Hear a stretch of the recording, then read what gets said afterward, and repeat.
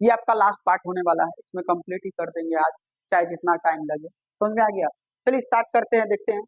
तो आप लोगों को लास्ट जो क्लास लिए थे वो प्लेटलेटस का लिए थे। प्लेटलेटस क्या करता है बाबू? रक्त को थक्का बनाने का कार्य करता है, और इसकी संख्या बताए थे 1.5 लाख से कितना होती है, 4 लाख तक के बीच में होती है। ये बात बता दिए थे। इससे पहले आपको डब्ल्यूबीसी के बारे में बताए थे, रोग प्रतिरोधक क्षमता, यानी जो रोगों को यानी बीमारियां होने से रोकती है, रोग प्रतिरोधक क्षमता, इम्यून सिस्टम को बढ़ाती है, कौन? डब्ल्यूबीसी। इसके बाद आप लोगों को आरबीसी के बारे में पढ़ाए थे, रेड ब्लड सेल्स। ये क्या होता है? शरीर में थकान वगैरह सब इत्यादि को कंट्रोल करके रखता है। जिसमें आरबीसी की संख्या कम होगा बाबू, उसको थकान सब ज्यादा आता है, एगो व्यक्ति 4 गो दिखता है, झुनझुनी वगैरह सब ज्यादा लग जाता है, पूरा थका थका फील होता है। आरबीसी के बारे में बताए थे। इसकी संख्या भी बताए थे बाबू कितनी होती है, डब्ल्यूबीसी की संख्या बताए थे। और ये सब तरल संयोजी उत्तक होती है। तो हर चीज को हम यहाँ पर डिटेल से कंप्लीट करा दिए थे। इसके बाद हम बताए थे कि जो रक्त होता है ना बाबू, ये जो तरल संयोजी उत्तक था, ये चूंकि प्लेटलेटस किसके अंतर्गत आता था? तरल संयोजी उत्तक। तो संयोजी उत्तक जो होता था वो कितने भागों में बटा था? तो संयोजी उत्तक 2 भागों में। तो कहिएगा सर एक लसिका न था, एक क्या था बाबू? रक्त था। एक क्या था? ब्लड था।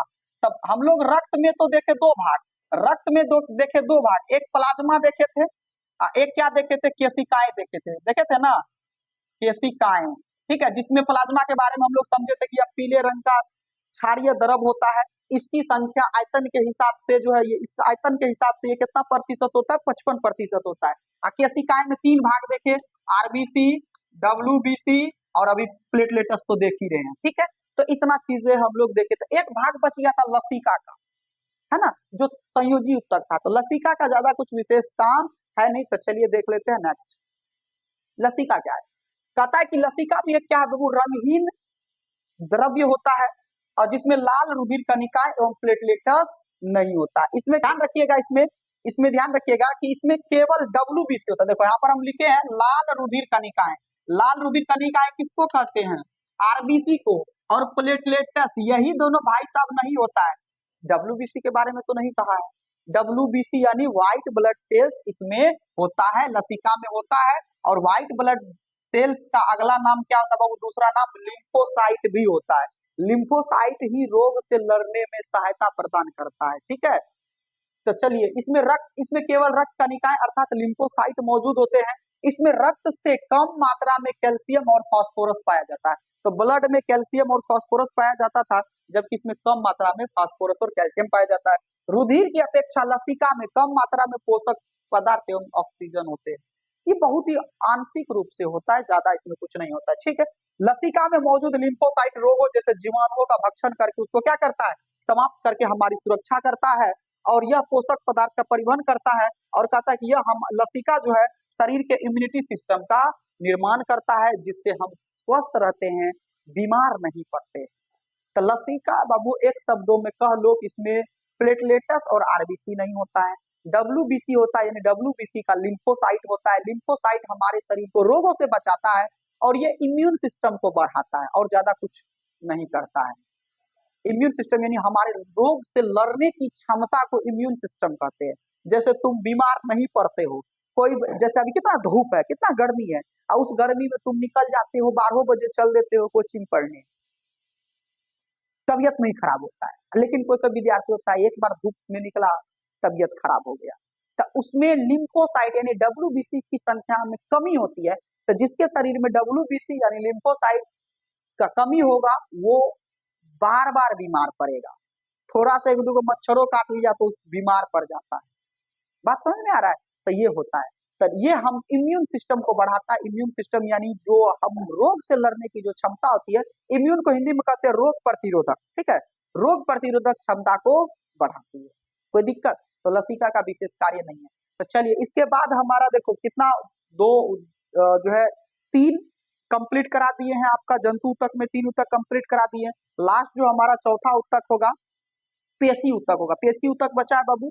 नहीं नहीं, 2 उत्तक कंप्लीट करा दिए। एक करा दिए हैं आपको उपकला उत्तक।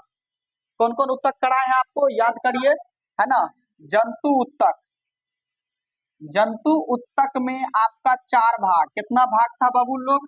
4 भाग। एक कौन था? उपकला। उपकला या फिर वास्तविक था। एक था बाबू आपका कौन, तो चल इस पे चर्चा कर लेते हैं। कुछ मांसपेशियां ऐसी होती है जो हमारे कंट्रोल में होती है और कुछ मांसपेशियां ऐसी ऐसी होती है जो हमारे कंट्रोल में नहीं होती है। जैसे अभी बात बताइए, पलक झपकाए बिना रह सकते हैं? नहीं। हृदय का धड़कना क्या आपके कंट्रोल में है? भोजन का पचना क्या आपके कंट्रोल में है? नहीं है। तो ऐसे उत्तक से बने मांसपेशियां जो होती है, कुछ ऐसे होते हैं जो हमारे क्रिया के अंतर्गत यानी हमारे नियंत्रण में होता है, और कुछ मांसपेशियां हमारे नियंत्रण में नहीं होता है। इन्हीं सब चीजों को समझना है। तो चलिए पेशी उत्तक, तो देखिए बाबू, पेशी उत्तक की कोशिकाएं लंबी लंबी होती है। मांसपेशियां जो होती है ना, इसकी जो कोशिकाएं होती है वो लंबी होती है, और इन कोशिकाओं के भीतर पाया जाने वाला तरल सार्कोप्लाज्म कहलाता है। क्या कहलाता है? सार्कोप्लाज्म। तो हमारे मांसपेशियों की जो कोशिकाएं होती है, सबसे पहली बात तो वो लंबी होती है, और लंबी होने के कारण इसके जो अंदर पाए जाने वाला तरल पदार्थ है, द्रव्य फॉर्म में जो होता है, वो क्या होता है? सार्कोप्लाज्म कहलाता है। इसी कारण हमारा मांसपेशी ना चिप चिप करते रहता है, कठोर नहीं होता है, ठीक है, तरल पाया जाता है। आगे बढ़ते हैं। कहता है सार्कोप्लाज्म में केंद्रक भी होता है। जंतुओं के शारीरिक अंगों में गति पेशी उत्तक के ही कारण होता है। इस पॉइंट को समझिएगा। हम लोग जो गति करते हैं ना बाबू, हम लोग जो चल पाते हैं ना, दौड़ पाते हैं ना, ये पेशी उत्तक के ही कारण होता है। कहिएगा कैसे सर? एक बात बताइए, पेशी उत्तक का मतलब मांस पेशियां जो हमारे शरीर पर लगा है। अगर मांस को हटा दिया जाए तो क्या बचेगा? कंकाल। कंकाल उत्तक पढ़ाए थे ना, कंकाल। क्या कंकाल पे आप दौड़ पाइएगा? कंकाल को खड़ो नहीं रह, कंकाल को रमिया खड़ा रहेगा तो खड़े नहीं रह पाएगा। दौड़ना तो बात की बात है, पैदल चलना बाद की बात है। अगर कंकाल को, उस दिन हम कंकाल दिखाए थे ना, अगर कंकाल को हम यहाँ खड़ा रखेंगे तो खड़ा रह जाएगा अपने से, स्थिर नहीं रह पाएगा। तो मांसपेशियां के ही कारण हमारे शरीर में गति होती है। कुछ भी करते हैं तो हम लोग जो दौड़ पाते हैं, चल पाते हैं, ये मांसपेशियां के ही कारण गति होती है। अभी माँ को हाथ रखना है तो मांसपेशियां चारों ओर है, वो एडजस्ट कर लेती है। हड्डी एडजस्ट कर पाएगा? नहीं कर पाएगा। तो मांसपेशियां के ही कारण हमारे शरीर में गति होती है। क्वेश्चन पूछता है कि हमारे शरीर में गति किसके कारण होती है, तो याद रखिएगा मांसपेशियों के कारण। क्लियर है यहाँ पर? चलिए, पेशी उत्तक के कारण। अब कहता है पेशी उत्तक होता है तीन प्रकार का बाबू, यहाँ पर देख लीजिए, अरेखित या अनैच्छिक पेशियां। अनैच्छिक, ऐच्छिक का मतलब होता है मन के अनुसार, यहाँ पर हम लिख देते हैं ऐच्छिक। ऐच्छिक का मतलब क्या होता है? मन के अनुसार, यानी हम अपने मन के हिसाब से कुछ भी कार्य कर सकते हैं, तो मन के अनुसार को हम लोग क्या कहते हैं? ऐच्छिक। किसी को कोई दिक्कत? इसी में अगर हम अ लगा देंगे बाबू तो अनैच्छिक हो नहीं जाएगा? अनैच्छिक होगा कि नहीं होगा? अनैच्छिक का मतलब होता है मन के हिसाब से नहीं, यानी जो हमारे कंट्रोल के क्या हो, बाहर हो। कंट्रोल के क्या हो बाबू? बाहर होगा, उसी को तो अनैच्छिक पेशियां कहेंगे। किसी को कोई दिक्कत? पेशियां तो जो हमारे इच्छा के बाहर हो, यानी जिन पर हमारा कंट्रोल नहीं होता है, इसके आधार पर बांट दिया गया है। अभी जैसे देखो, हाथ कहेंगे लिखो, मांसपेशी लिखेगा, कमांड है। हाथ ऐसे नीचे करके रखना है तो वैसे ही रहेगा, यानी जो हमारा माइंड इसको इंफॉर्मेशन देगा, ऐसे करो तो करेगा। लेकिन हमारा दिमाग कहेगा हृदय, हार्ट देख रहे हो, हृदय खून सप्लाई करना बंद कर दो, तुम रुक जाओ, क्या होगा? हुँ? बंद हो जाएगा सब कुछ, आपका शारीरिक काम करना बंद हो जाएगा, और कहाँ चले जाइएगा? आप हो जाइएगा अल्लाह के प्यारे। बस समझ में आ रहा है? तो हृदय रुकेगा तो बाबू फिर ब्लड सप्लाई बंद हो जाएगा, हृदय रुकेगा ही नहीं। जब तक हम लोग जीते हैं, है ना, तो कहता है ना कि 24/7, एक दिन में 24 घंटा, एक सप्ताह में 7 दिन, 24 घंटा 7 दिन ये कंटिन्यू चलते रहता है। जिस दिन रुक गया बाबू, उस दिन हम लोग रुक जाएंगे। तो ये इस पर हमारा कमांड है क्या? तो वो भी तो मांसपेशी का बना है। तो उसको हम लोग किसमें रखते हैं? ये अनैच्छिक में। किसमें रखेंगे? अनैच्छिक में। ऐच्छिक में हम लोग हाथ पैर का मसल्स हो गया, ये सबको ऐच्छिक में रखते हैं। किसी को कोई दिक्कत? ऐच्छिक अनैच्छिक याद रखिएगा, ऐच्छिक अनैच्छिक, ऐच्छिक मांसपेशियां और अनैच्छिक मांसपेशियां। चलिए, इसके बाद होता है हृदय पेशियां। हृदय मतलब हृदय की पेशियां। हृदय की पेशियां चूंकि एक अलग मांसपेशी, अलग उत्तक से बना था, तो इसको एक अलग में ही रख देते हैं, ठीक है। जो हृदय पेशी दिख रहा है बाबू, ये हृदय पेशी यानी सिर्फ हार्ट के लिए है स्पेशल, हृदय के लिए है स्पेशल, क्योंकि हृदय की जो मांसपेशियां हैं वो अलग प्रकार की उत्तकों से बनी है। हमारे शरीर में। इसको एक अलग ही टाइप से पढ़ेंगे, बाकी ऐच्छिक और अनैच्छिक। किसी को कोई दिक्कत? तो चलिए अनैच्छिक पर चलते हैं। अनैच्छिक पेशियां क्या होता है, तब आपको पता ही है कि इसे अरेखित या अनैच्छिक पेशी को अनैच्छिक पेशी कहते हैं। क्यों कहते हैं भाई? तो ये हमारे क्या होता है, इच्छा के विरुद्ध होता है, यानी इस पे हमारा अधिकार या नियंत्रण नहीं होता है। तो जैसे बात बताओ बाबू, जैसे अगर तुम कहोगे सर आहार नाल भोजन, अब भोजन तुम खाए, यहाँ कंठ में पहुंच गया, तो कंठ में यहाँ पर पहुंचने के बाद कहेंगे भोजन तुम रुक जाओ, रुकेगा? वो यहाँ पर आके रुकेगा, पेट तक जाएगा, यहाँ से यहाँ तक। देखो बाबू, यहाँ से यहाँ तक आहार नाल है, अब यहाँ से ही ना ये ग्रास नलिश होकर के जाता है पेट में, तो अगर हम कहेंगे भोजन रुक जाओ तो रुकेगा? वो नहीं रुकेगा। हमारा बात मां सुनने वाला है। तो ये जो अरेखित पेशी है या अनैच्छिक पेशियां हैं, कहाँ पाया जाता है बाबू? आहार नाल। दूसरा देखो बाबू, सांस नली। ये जो सांस नली है, सांस नली भी इसी होकर के फेफड़ा में जाता है। तो एक बार ऑक्सीजन घुस गया, देखो नाक बंद कर दो तो बाहर में रहेगा ऑक्सीजन, तब तो नहीं घुसेगा, कोई दिक्कत नहीं है। लेकिन अगर नाक में घुस गया तो फिर उसको क्या कर सकते हो, तुम रोक सकते हो? सांस नली में घुस गया तो फेफड़ा तक जाएगा, तो इस पर भी हमारा कोई कंट्रोल नहीं होता, इसलिए अनैच्छिक है। अगला देख लेते हैं बाबू, इत्यादि सब में पाया जाता है। अब देखो कहता है कि यह मूत्र वाहिनी और मूत्राशय तथा रक्त वाहिनियां में भी पाया जाता है। मूत्र वाहिनी है ना, जो हमारा मूत्र नलिका होता है, आगे पढ़ाएंगे जब आप लोगों को अच्छे से 10th क्लास में पढ़िएगा ये सब, ठीक है? तो वहां पर अच्छे से आपको पढ़ाएंगे मूत्राशय क्या होता है बाबू। सबसे पहले मूत्राशय से पढ़ने से पहले किडनी के बारे में समझिएगा, क्योंकि किडनी में ही क्या होता है कि मूत्र जमा होता है, मूत्र बनता है, फिर मूत्र मूत्राशय में जमा होता है, फिर मूत्र नलिका के द्वारा फिर हम लोग बाहर निकालते हैं उसको। तो ये सब चीजों में, तो मूत्राशय में भी इस पे हमारा कमांड नहीं होता, आप चाह करके भी उसे रोक नहीं सकते, ठीक है? तथा रक्त वाहिनियां यानी नस में होता है। अब नस में ब्लड दौड़ रहा है, आपको पता है ना, इस नस में ब्लड दौड़ रहा है, रक्त वाहिनियां ब्लड दौड़ रहा है, आप क्या कहेंगे, ब्लड रुक सकता है उसमें? तो इन सब में हमारा कोई अधिकार या नियंत्रण नहीं हो सकता, इसीलिए अनैच्छिक पेशियां हैं।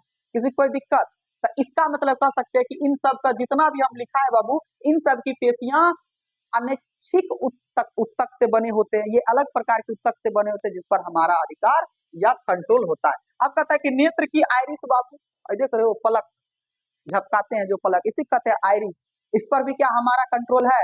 तो यहाँ की जो उत्तक है, यहाँ की जो अंग है, ये जो पेशी है, इस पर भी हमारा क्या है, कमांड नहीं है, कंट्रोल नहीं है, पलक झपकेगा ही।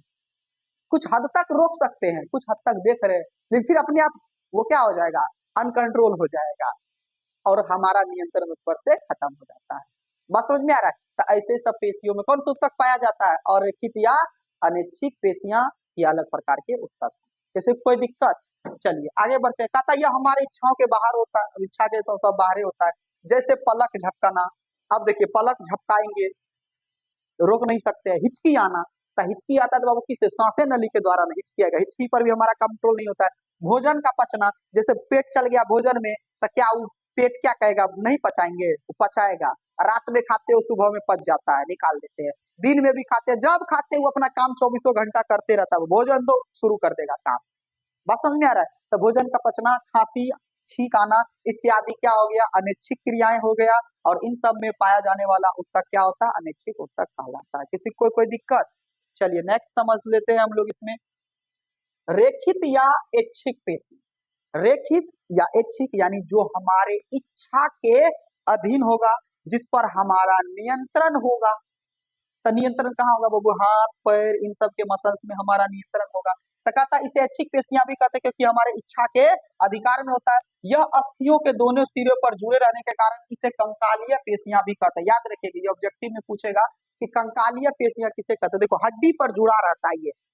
तो एक चीज और ध्यान रखिएगा कि ऐच्छिक पेशी को कंकालीय पेशी क्यों कहते हैं, तो क्योंकि ये हड्डी के दोनों तरफ, देख रहे हो हाथ में इसमें हड्डी है ना, हाथ के चारों ओर जुड़ा हुआ है ना, तो जो हड्डी पर जो जुड़ा हुआ मांसपेशी होता है उसे कंकालीय पेशी कहते हैं, याद रहेगा। और वो हमारे इच्छा के अधीन होता है, उस पर हमारा नियंत्रण होता है ऐच्छिक पेशियां पे। अब देखो इसमें सब में हड्डी पर मांसपेशी लगल है, जैसे मन चाहेंगे वैसे कर सकते हैं। ऐसे ऐसे कर रहे हैं, हाथ का यहाँ पर क्या हो गया, यहाँ पर मांसपेशी लगल, इसको हम अपनी इच्छा से क्या कर सकते हैं, नियंत्रण कर सकते हैं। बात समझ में आ रहा है? और इसे कंकालीय क्या कहते हैं बाबू, कंकालीय पेशियां कहते हैं। क्यों कहते हैं? क्योंकि हड्डी के चारों ओर रहता है और हमारी इच्छा का अधीन रहता है। तो याद रखिएगा पेशी ऊतक में जो आपका रेखित पेशियां है या जिसको ऐच्छिक पेशियां कहते हैं उसे कंकालीय पेशी भी कहते हैं। क्यों कहते हैं अभी तुरंत बता दिए हैं, क्योंकि ये हमारी इच्छा के अधीन होता है और ये हड्डी के चारों ओर क्या होते हैं जुड़े रहते हैं। चलिए अगला कहता है यह मांसपेशियों में लगातार कार्य करके थक जाती है, इसलिए कुछ समय बाद इसे विश्राम की भी आवश्यकता होती है। तो जो ऐच्छिक पेशियां होता है वो थक भी जाता है। लिखो 10 घंटा लिखो, उंगलियां ना चलेगा। 4 घंटा दौड़ जाइए पैर रुक जाएगा, बढ़वे नहीं करेगा पैर। आप 4 घंटा एक बार चल के देखो या दौड़ के देखो, पैर उठवे नहीं करेगा, उठेगा नहीं उठेगा। बात समझ में आ रहा है? तो ये सब पेशियां क्या होती है, कुछ देर काम करने के बाद थक भी जाती है, जिसे आराम की जरूरत होती है। किसी को कोई दिक्कत? चलिए आगे बढ़ते हैं। फिर कहता है यह मुख्य रूप से देखो कहाँ पर पाया जाता है, तो हाथ पैर, अभी तुरंत ने बताए हैं, हाथ पैर आंख तथा, है ना, आंख तथा ऐसे अंगों में पाए जाते हैं जो हमारी इच्छा के नियंत्रण में होता है। बात समझ में आ रहा है? जिस पर हम अपना कमांड कर सकते हैं, तो यही ऐच्छिक पेशियां कहलाता है। किसी को कोई दिक्कत? जैसे चलना दौड़ना, देखिए हमारी इच्छा के अंतर्गत है, हम अपनी इच्छा से चल सकते हैं, दौड़ सकते हैं, हाथ चला सकते हैं, लिख सकते हैं, कुछ भी कर सकते हैं। आंख खोलना बंद करना, हाथ पैर चलाना, उठाना गिराना, भोजन करना, ये सब इत्यादि, इन सब में हमारा अधिकार होता है, यानी हमारे ये नियंत्रण में होता है, इसीलिए इसे क्या कहते हैं, ऐच्छिक पेशियां कहते हैं। किसी को कोई दिक्कत? तो पेशी का 2 भाग कंप्लीट कर दिए, रेखित पेशी या ऐच्छिक पेशी, जिसको कंकालीय पेशी भी कहा जाता है। इस पेशी पर हमारा अधिकार होता है, यानी नियंत्रण होता है, अपने हिसाब से इसको हम जैसे काम करवाना चाहे करवा सकते हैं। तो एक इसका डिमेरिट्स भी है कि ये थक जाता है बाबू, ये हमारे नियंत्रण में है तो ठीक है, लेकिन इसका एक कमजोरी है कि थक भी जाता है। अब नहीं थकता तो सोचो कितना मजा आता, 24 घंटा दौड़ते रहते। जैसे हृदय थकता है जी, पेट में जो भोजन गया, आहार नाल जो आमाशय है, भोजन को पचाना रुकता है। अगर सोचो ये ऐच्छिक पेशी भी नहीं थकता अगर इसे विश्राम की जरूरत नहीं होती, क्या मजा आता। 24 घंटा लिखते रहते, हाथ दर्द नहीं करता, दौड़ते रहते, कहीं कथिन बाइक वाइक का जरूरत। अभी हम लोग कुछ देर चलते हैं तो थक जाते हैं ना जी बोलते हैं तो थक जाते हैं, लेकिन अगर ये नहीं थकता, विश्राम की जरूरत इसे नहीं होती, चलते रहते, दौड़ते रहते, लिखते रहते, हर चीज करते रहते। बात समझ में आ रहा है? थकता ही नहीं। अब थक, हम लोग को विश्राम की जरूरत कब होती है, जब हम लोग थक जाते हैं। लेकिन जब थकेगा ही नहीं तो क्या होगा, आराम करने का जरूरी होगा, मजा आ जाएगा। आंख, आंख को आप लोग कहते हैं नींद आने लगा है, क्यों? आंख बेचारा भी थक जाता है, विश्राम की जरूरत होती है, इसको विश्राम की जरूरत ही नहीं होती, तो क्या होता है, भर भर रात भर जगे रहते उल्लू के जैसे। नियंत्रण में है बाबू, तो इसका कुछ क्या है, हानियां भी है, डिमेरिट्स भी है, कि ये थक जाता है, इसे विश्राम की जरूरत होती है। नहीं तो आदमी क्या नहीं करना था, क्या कि नहीं है, कहावत है ना, जो काम करता है उसी को अक्सर काम दिया जाता है। तो हमारे शरीर में हृदय हो गया, ये बिना रुके काम करती है, तो बाबू बिना रुके काम करती है, तो हमारे नियंत्रण में भी नहीं है। और जो जो नियंत्रण में है तो उसको थकने का बीमारी है, वो थक जाता है, इच्छा के अधीन तो है लेकिन थकना है, रेस्ट है, तो इसलिए हम ज्यादा उस पर जोर जबरदस्ती भी नहीं कर सकते हैं। किसी को कोई दिक्कत? समझ में आ रहा है सब कुछ? चलिए एक और बच गया, हृदय पेशी। कौन सा बचा है बाबू? हृदय पेशी यानी ये हम बताए थे कि ये स्पेशल एक कार्डियक मसल्स का होता है। जो हमारा हृदय होता है बाबू, ये एक अलग प्रकार के मसल्स यानी मांसपेशियां, जिसको कहते हैं कार्डियक मसल। क्या कहते हैं? कार्डियक मसल यानी हृदय पेशी, कार्डियक मसल्स का बना होता है। सिर्फ वो हृदय में ही उस प्रकार के उत्तक पाए जाते हैं और बाकी कहीं नहीं पाए जाते। किसी को कोई दिक्कत? तो कहता है कि यह हृदय पेशी जीवन भर बिना थके कुंचन है ना, कर्मानु कुंचन, कुंचन संकुंचन लिखा हुआ है, यानी कुंचन कर्मानु कुंचन करते रहते, यानी देखो ऐसे सिस्टोल डायस्टोल, सिस्टोल डायस्टोल, ये देखो फूलते और फैलते रहता है, इसी को कहते हैं सिस्टोल डायस्टोल। आप लोग को जब हृदय पढ़ाएंगे परिवहन चैप्टर में 10th में, तो वहां पर समझाएंगे बाबू हृदय का पूरा A to Z, हृदय में कितने चेम्बर होते हैं, है ना, जो है दाया नीले बाया नीले, है ना, ये सभी चीजों को अच्छे से बताएंगे। किस तरह से आपका ब्लड आता है, पहले हृदय में, हृदय से ब्लड जाता है फेफड़ा में, फेफड़ा से शुद्ध होकर के फिर हृदय में, फिर पूरे शरीर में, फिर पूरे शरीर से कहाँ तक आता है। फिर आप लोग को डायग्राम बनाना सिखाएंगे, हृदय का डायग्राम कैसे बनता है, A to Z हर चीज का वर्णन करा देंगे। हृदय का अलग प्रकार की मांसपेशियां से क्यों बना है वहां पे अच्छे से चर्चा करेंगे। तो यहाँ आपका सिर्फ उत्तक पढ़ रहे हैं, तो हम लोग को ये जानना है कि हृदय में किस प्रकार का उत्तक पाया जाता है। किसी को कोई दिक्कत, ज्यादा इसमें विशेष नहीं करना है। तो जैसे हृदय की पेशियां होगी ये बिना थके, इसे अनैच्छिक पेशियां भी कहते हैं, ये हमारे इच्छा में है क्या, इसलिए अनैच्छिक पेशियां भी कहते हैं। तो किसी को कोई दिक्कत, अनैच्छिक का कहानी कंप्लीट होता है बाबू। एक बच गया न्यूरॉन, जिसको तंत्रिका उत्तक कहते हैं, उसको देख लेते हैं। चलिए, तो तंत्रिका उत्तक के बारे में समझ जाते हैं। तो ये आपको बताए थे फर्स्ट डे में जब हम आपको कोशिका पढ़ा रहे थे, तो मानव शरीर की सबसे लंबी कोशिका न्यूरॉन या तंत्रिका कोशिका, देखो लिखा हुआ होगा कहीं पर, कहीं मिलेगा। कहता यह शरीर के सभी भागों में संवेदना और सूचनाओं का परिवहन करता है। ध्यान रखिएगा, ये तंत्रिका का होना भी जरूरी है। ये क्या करता है जरा समझिएगा। आपको पीछा से कोई टच कर दिया है या कपार पे, कैसे पता चला, पैर में कांटा चुभा है, यहाँ पर पता चल रहा है खोपड़िया में। समझ में आ रहा है, हर चीज का मेन बोर्ड यहाँ लगल है। समझ में आ रहा है, मेन सिस्टम। कुछ भी कहीं फॉल्ट होता है तो यहाँ पर पता चल जाता है।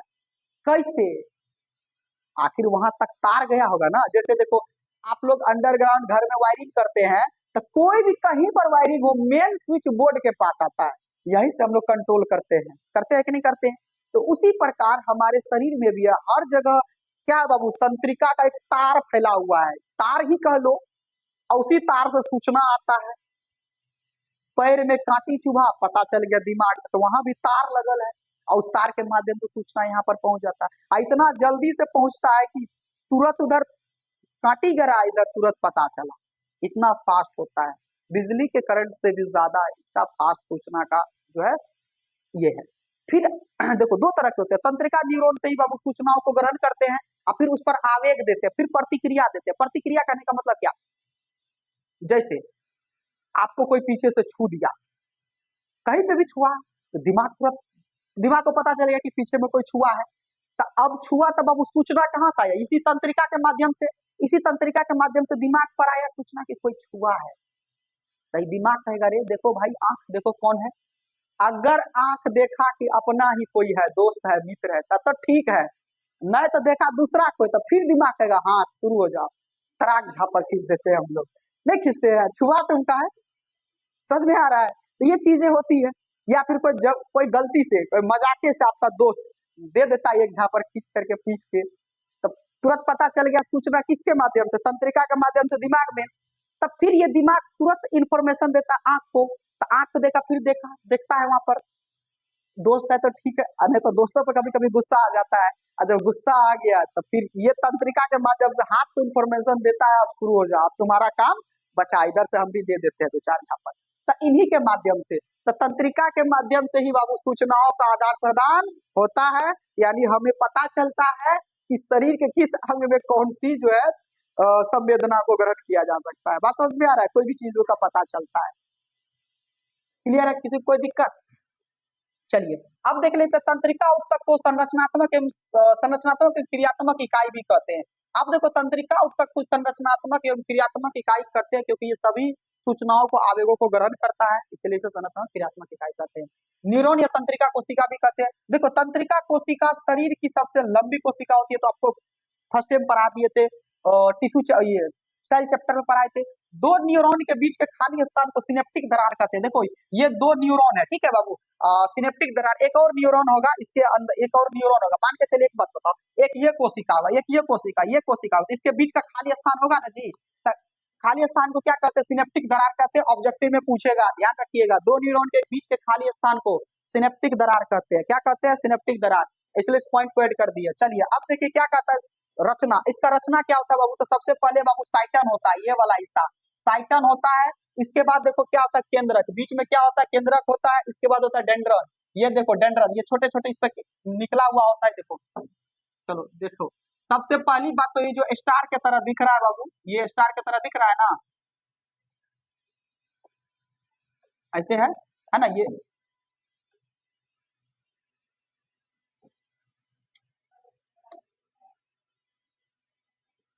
अच्छा चलो इसी में बता देते हैं, ठीक है। तो ये दिख रहा है बाबू, ये जो स्टार की तरह दिख रहा है आपको, इसी को कहते हैं साइटन। इस पे थोड़ा सा ये ऐसे निकला होता है लोलकी, देखो लोलकी निकला है, इसी को कहते हैं डेंड्रन। इस पर छोटा छोटा और एक बाल जैसा संरचना दिख रहा है, देखो दिख रहा है, इसी को कहते हैं डेंड्रन या डेंड्राइट्स।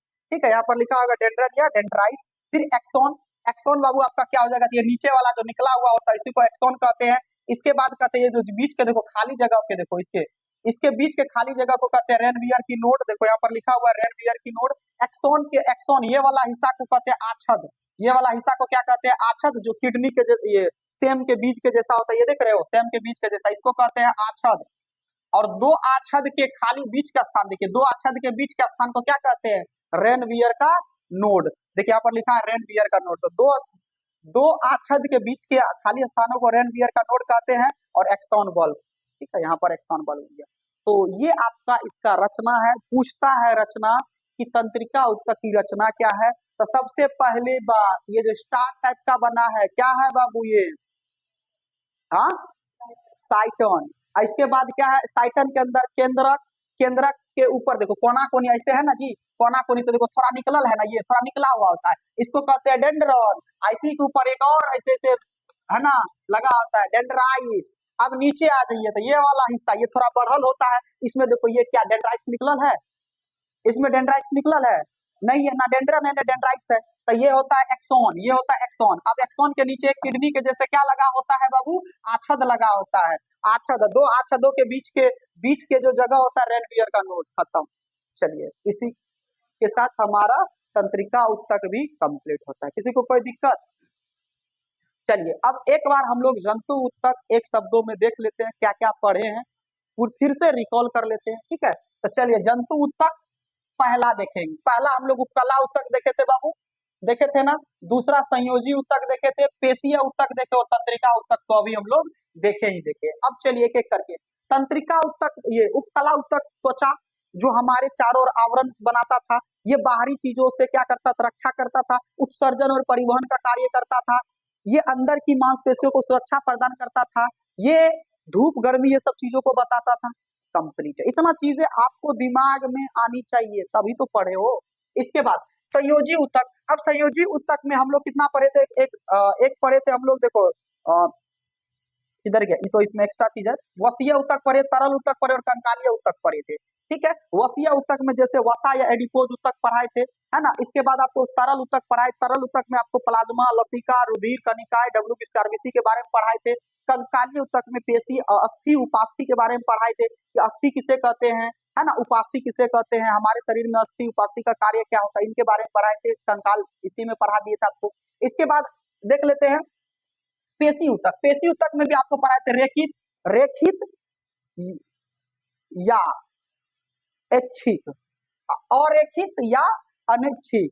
हृदय पेशी पढ़ा ही दी है। रेखित पेशी अभी हाथ पैर, रेखित यानी जो इच्छा में होता है, कंट्रोल में होता है, हाथ पैर ये सब में पाया जाता है, यानी वैसे स्थान पर पाया जाता है जहां पर हमारा नियंत्रण होता है। अरेखित पेशी कहाँ पे पाया जाएगा बाबू, तो हृदय में और श्वास नली, कंठ में ये सब में पाया जाता है। इसका हृदय पेशी सिर्फ ये हृदय में ही पाया जाता है, क्लियर है।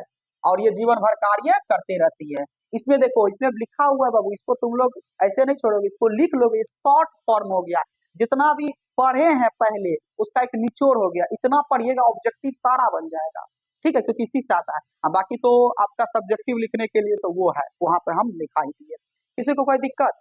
इसके बाद तंत्रिका ऊतक में अभी पढ़ेंगे बाबू कि विभिन्न भागों से क्या जाने होता है, पाए जाने वाली तंत्रिका कोशिका का समूह होता है, और ये सूचनाओं को संवेग और आवेग पर नियंत्रण रखता है, सूचनाएं प्राप्त होता है, सूचनाएं को भेजने का कार्य करती है। किसी को कोई दिक्कत। तो चलिए इतना तक कंप्लीट कर दिया है बाबू। इसी के साथ आपका चैप्टर क्या होता है, समाप्त होता है। तो उत्तक चैप्टर को अच्छे से पढ़ लिए हैं आप लोग, अच्छे से पढ़िए, फिर से जितने भी चीज आप लोग नोट्स किए हो पढ़िए, तभी सारा समझ में आ जाएगा।